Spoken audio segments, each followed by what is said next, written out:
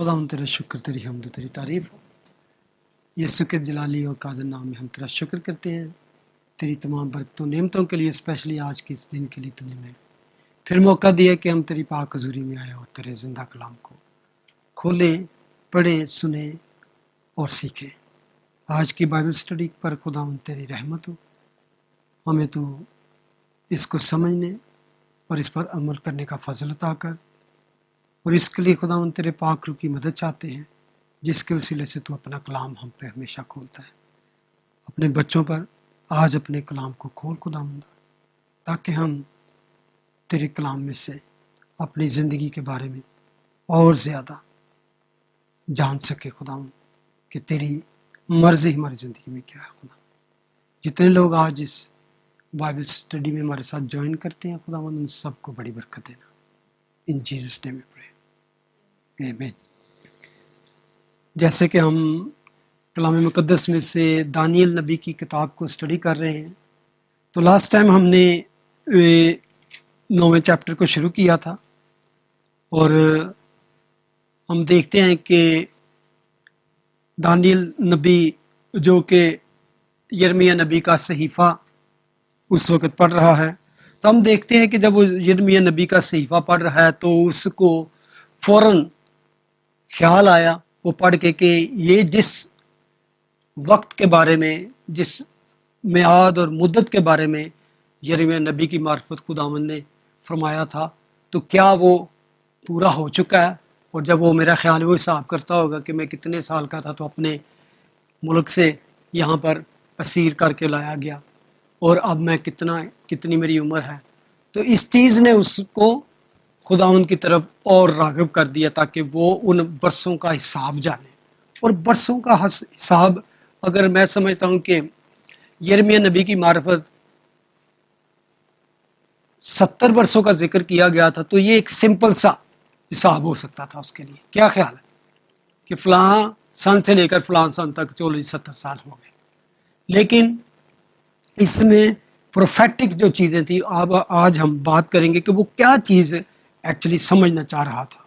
تو آج پھر ویسے تو ہم ورس 20 سے 9:20 سے شروع کریں گے، لیکن لکھا ہے، سٹارٹ میں لکھا ہے، دارا بن اخسویریس جو مادیوں کی نسل سے تھا اور قصدیوں کی مملکت پر بادشاہ مقرر ہوا، اس کے پہلے سال میں، یہ ہے ہسٹوریکل ٹائم، وہ بتا رہا ہے کہ ہسٹری میں جو ہے کہ وہ وقت کب تھا جب اس پر یہ ویژن، یہ رویا ظاہر ہوئی، یعنی اس کی سلطنت کے پہلے سال میں دانیل نے کتابوں میں ان برسوں کا حساب سمجھا جن کی بابت خداوند کا کلام یرمیہ نبی پر نازل ہوا۔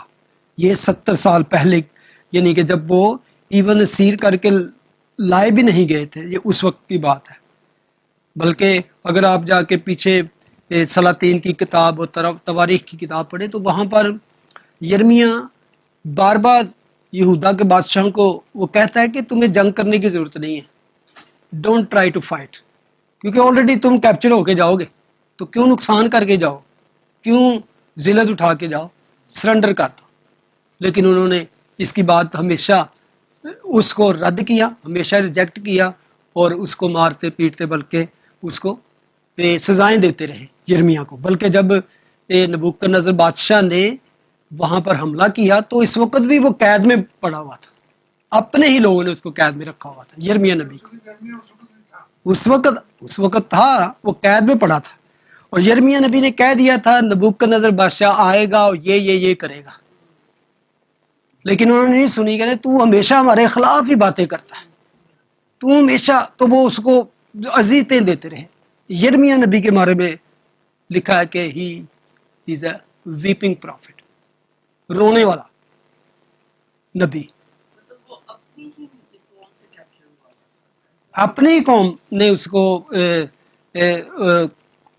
کیپچرڈ کیا، ایسی اذیتیں دیتے تھے جیسے کہ ایک دلدل نہیں ہوتی، تو وہ اس کا کنواں ہوتا تھا تو اس میں جوکیں تو اس میں اس کو ڈال دیتے تھے، اس طرح کی اذیتیں بادشاہ دیتے تھے۔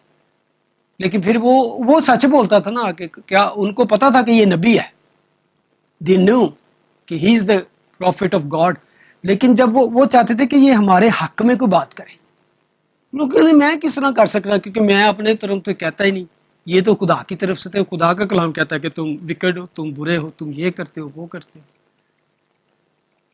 بلکہ جب نبوکدنصر بادشاہ آ گیا، کیپچر کر لیا، تو اس کو اس کے بارے میں بتا دیا کہ یہاں پر ایک شخص ہے جو ان کا نبی ہے، اس نے بتا دیا تھا تیرا نام لے کے کہ تو آئے گا، یہ کرے گا وہ کرے گا۔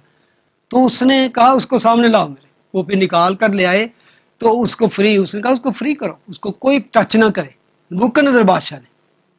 اور اس سے کہا اگر تو ہمارے ساتھ چلنا چاہتا ہے تو چل، اور اگر تو یہاں پہ رہنا چاہتا ہے تو it's up to you, freedom. جب وہ سارے لوگوں کو کیپچر کر کے سیری میں لے کے جا رہا تھا، اس نے کہا happy with my land. Even وہ جڑ گیا، ہیکل برباد کر دی، یروشلم کی فصیل، دیواریں، بڑے بڑے گھر جو محلوں کے تھے سب انہوں نے جلا دیے، پھاٹک جلا دیے، توڑ دیے۔ لیکن یرمیہ نبی نے کہا نہیں میں نہیں جاؤں گا سیری میں ادھر ہی رہوں گا۔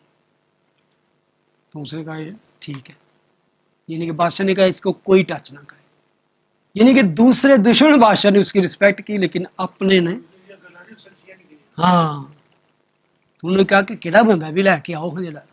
تو وہ ابھی اس نے اس وقت کہہ دیا تھا کہ وہ آئے گا اور تم 70 سال کے لیے اسیری میں چلے جاؤ گے، ان کی غلامی میں جاؤ گے۔ تو بہت سی قتل و غارت بھی 70 سال۔ میں ابھی اس کو کلیئر کرتا ہوں۔ اگر ہم شروع سے ہی اس کو پڑھتے ہیں جیسے میں نے ابھی پڑھا چیپٹر 9 کو، تو وہاں پہ لکھا ہے ورس 2 میں، یعنی اکسویریس بادشاہ کی سلطنت کے پہلے سال میں دانیل نے کتابوں میں ان برسوں کا حساب سمجھا جن کی بابت خداوند کا کلام یرمیہ نبی پر نازل ہوا کہ یروشلم کی بربادی پر کتنے 70 برس پورے گزریں گے۔ ٹھیک ہے، اور میں نے خداوند کی طرف رخ کیا اور میں منت اور مناجات کر کے اور روزہ رکھ کر اور ٹاٹ اوڑ کر اور خاک پر بیٹھ کر اس کا طالب ہوا، اور میں نے خداوند سے اپنے خدا سے دعا کی اور اقرار کیا۔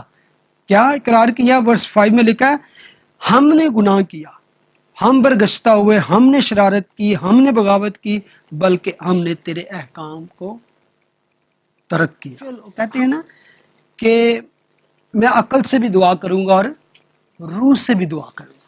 سم ٹائم وی جسٹ پرے بلنٹلی اور بیوقوفی کے ساتھ، یہ مانگ وہ کر۔ خدا کا کلام ہمیں سکھاتا ہے کہ ہاؤ وی شوڈ پرے۔ دعا میں سب سے پہلے اس نے کیا کیا؟ اپنے آپ کو خدا کی تعریف کی اور اپنے گناہوں کا اقرار، اپنے باپ دادا کے گناہوں کا اقرار۔ ہم جب دعا میں آئیں ہمیشہ ایٹیٹیوڈ ہونا چاہیے، کنفیشن اور کیا کہا تھا؟ ریپینٹنس، دو چیزوں کے ساتھ ہمیشہ۔ کیا بات تھی کہ یہ بندہ دعا کرتا ہے اور خدا کہتا ہے میں نے تو فوراً تیری دعا کا جواب۔ ایسا ایٹیٹیوڈ ہو کہ ہم دعا کریں اور وہاں سے حکم جاری ہو جائے۔ Study this man, study his prayer, study the prophet of God. تو لکھا ہے ورس 70 میں لکھا ہے اب اے ہمارے خدا اپنے خادم کی دعا اور التماس سن۔ یہ فرسٹ ٹائم اس نے، اور لکھا ہے اپنے چہرے کو اپنی ہی خاطر اور اپنے مقدس پر جو ویران ہے جلوہ کرو۔ یعنی کہ یہاں پر ورس 70 میں ایک طرح سے وہ کہہ رہا ہے ہمارے لیے نہیں، کیونکہ ہم اس قابل ہی نہیں ہیں، ہم تو ذلت اور شرمندگی اور لعنت کا باعث ہیں۔ اب وہ کہہ رہا ہے تیری عزت داؤ پہ لگی ہے، جس طرح کہ بھائی تو اپنے لیے کہہ رہا تیری عزت داؤ پہ لگی ہوئی ہے، your owner is on stack, you can say. تو وہ کہتا ہے اپنے چہرہ کو اپنی ہی خاطر اپنے مقدس پر جو ویران ہے جلوہ گر فرما۔ ورس 18 اے میرے خدا کان لگا، سن، آنکھیں کھول۔ کیسی، یعنی کہ کتنا برڈن کے ساتھ دعا کر رہا ہے۔ سن، کان لگا، آنکھیں کھول ہمارے ویرانوں کو، اس شہر کو۔ پھر کہتا ہے جو تیرے نام سے کہلاتا ہے، دیکھ ہم تیرے حضور اپنی، یہ بڑی زبردست ہے، وہ دیکھ ہم تیرے حضور اپنی راست بازی پر نہیں بلکہ تیری بے نہایت رحمت پر تکیہ کر کے مناجات کرتے ہیں۔ We are not praying because we fast, کتنے روزے رکھے ہیں، کتنی منتیں مانگی، کتنی دعائیں کی ہیں، کتنے نیکی کے کام کیے ہیں۔ نو، وہ کہتا ہے نوٹ آن آور رائچیسنس، بلکہ تیری بے نہایت رحمت پر تکیہ کر کے مناجات کرتے ہیں۔ ورس 19 میں لکھا ہے پھر دیکھیں کتنا ڈیسپریٹ ہے اور کتنا برڈن ہے۔ اے خداوند سن، اے خداوند معاف فرما، اے خداوند سن لے اور کچھ کر، اے میرے خداوند اپنے نام کی خاطر دیر نہ کر، کیونکہ تیرا شہر، تیرے لوگ تیرے ہی نام سے کہلاتے ہیں۔ بار بار ایک ہی، تیرا شہر، تیرے لوگ، تیرے قوم، تیری، دیٹ از، پتہ لگتا ہے اس کے اندر کا کتنا لاوا نکل رہا ہے۔ پہلے اس نے ریپینٹنس کی، کنفیس کیا، پھر اس نے اس کی تعریف کی، پھر اپنے گناہوں کا اقرار، پھر اس نے اپنی پٹیشن اور اپنی دعا کو سامنے رکھا۔ ورس 20، اور جب میں یہ کہتا اور دعا کرتا تھا، سنے گا، اور اپنی قوم اسرائیل کے گناہوں کا اقرار کرتا تھا، اور اپنے خدا کے حضور اپنے خدا کے کوہ مقدس کے لیے مناجات کر رہا تھا۔ ہاں میں دعا میں یہ کہہ ہی رہا تھا کہ وہ شخص جبرائیل جسے میں نے شروع میں رویا میں دیکھا تھا، حکم کے مطابق تیز پروازی کرتا ہوا آیا۔ اب وہ کہتا ہے کہ while I may pray، میں نے ابھی آمین نہیں کہا۔ اس کا مطلب ہے کہ ابھی میں نے دعا کو ختم نہیں کیا۔ کئی بھی ہوتا ہے نا ہم سے آمین، تو ہم پھر انتظار کرتے ہیں کہ کب خدا ہماری دعا کا جواب دے گا۔ تو وہ کہتا ہے کہ میں ابھی دعا ہی کر رہا تھا، اور مناجات، ایک کبھی آپ سے میں اگر پوچھوں what is difference praying and supplication، دعا اور مناجات جب ہم کرتے ہیں،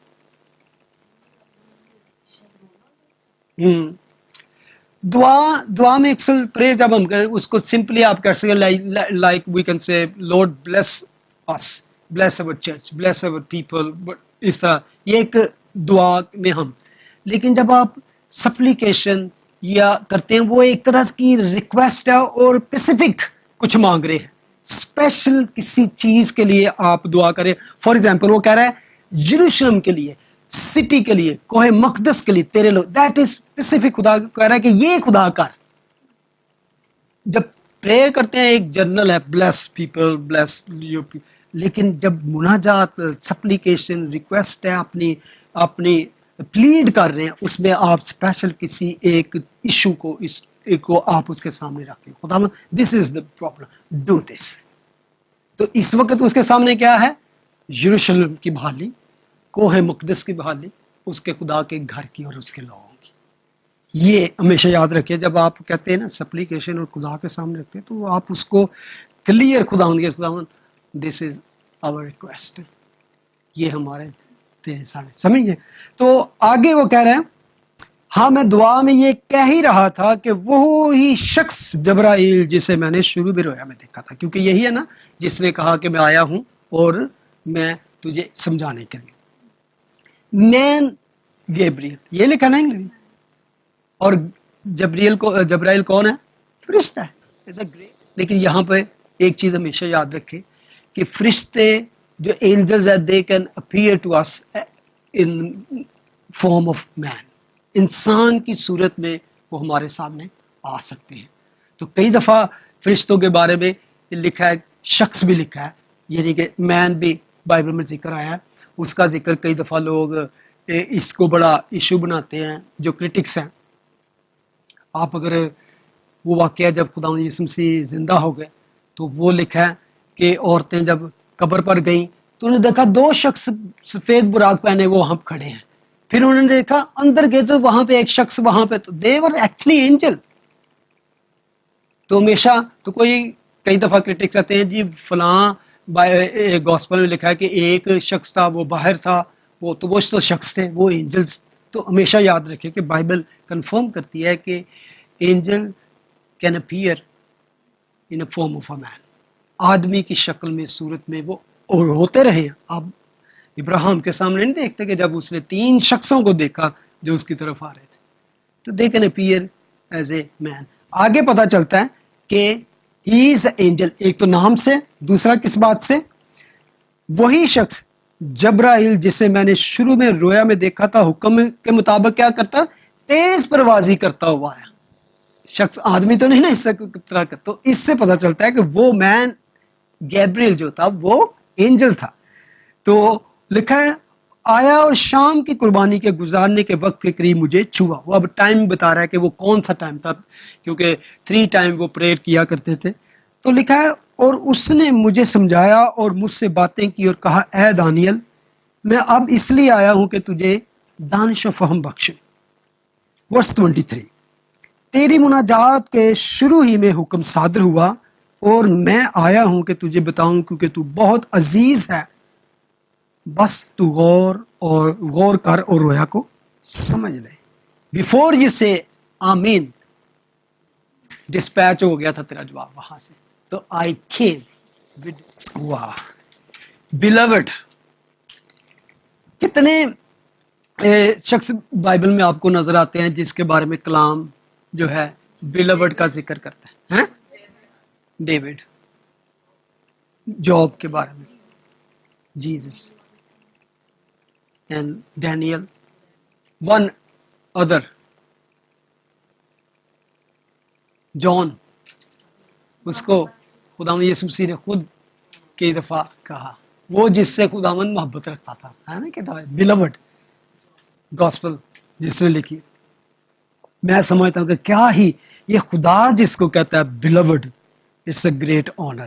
بس تو غور کر رویا کو سمجھ لے. اب ورس 24 تیرے لوگوں اور تیرے مقدس شہر کے لیے 70 ہفتے مقرر کیے گئے کہ خطا کاری اور گناہ کا خاتمہ ہو جائے، بد کرداری کا کفارہ دیا جائے، ابدی راست بازی قائم ہو، رویا اور نبوت پر مہر ہو اور پاک ترین مقام ممسو کیا جائے. جو دعا دانیل مانگ رہا تھا خدا نے اس کی دعا کا جواب دیا، لیکن اس کی توقع سے بڑھ کر. وہ تو صرف یہ کہہ رہا تھا اب یہ ٹائم پورا ہو گیا تو خداوند آگے جو میری قوم کا ہے وہ پورا کر. لیکن خداوند نے اس شخص کو پوری ہسٹری کا، فیوچر کا، یعنی کہ یسوع مسیح کے آنے کا اور اس کے بعد اس کے دکھ اٹھانے کا اور آسمان پہ جانے کا، واپس آنے کا اور وہاں پہ بادشاہی قائم کرنے کا، یہاں تک کا سارا پلان اسے دے دیا، پینورامک ویو اس کو دے دیا. لیکن دانیل اس کو اس طرح نہیں سمجھ سکا، لیکن جتنا بھی اسے سمجھا ہمارے لیے بہت ہے. یہاں پر اس نے کہا فرسٹ آف آل تیرے لوگ who are your people، کون ہے؟ اسرائیل، اور تیرے مقدس شہر کیا ہے؟ یروشلم سٹی کے لیے 70 ہفتے مقرر کیے گئے کہ خطا کاری اور گناہ کا خاتمہ ہو جائے. اس میں اس ویژن میں سب سے پہلی جو 24 ہے 6 چیزیں پوری کرنے کے اس کے ویژن میں دیکھا کہ 6 چیزیں پوری ہوں گی. 6 چیزوں میں خطا کاری، گناہ کا خاتمہ، بدکاری کا کفارہ، ابدی راست بازی قائم ہو، رویا اور نبوت پر مہر اور پاک ترین مقام ممسو کیا جائے. دوبارہ سے اینڈ آف ایول. اور خداوند اس لیے نہیں آئے تھے کہ وہ دنیا میں رومنس کو ختم کرتے، کیونکہ رومنس کی حکومت، لیکن وہ شیطان کی حکومت کو ختم کر لیا. 6 چیزیں یہاں پہ ذکر ہے، لیکن 3 نیگیٹو 3 پازیٹیو، اور 3 چیزیں خداوند یسوع مسیح کی فرسٹ کمنگ پہ پوری ہونی تھی جو ہوئی، اور 3 اس کی سیکنڈ کمنگ پہ پوری ہوگی. فرسٹ کمنگ پہ کیا پورا ہوا؟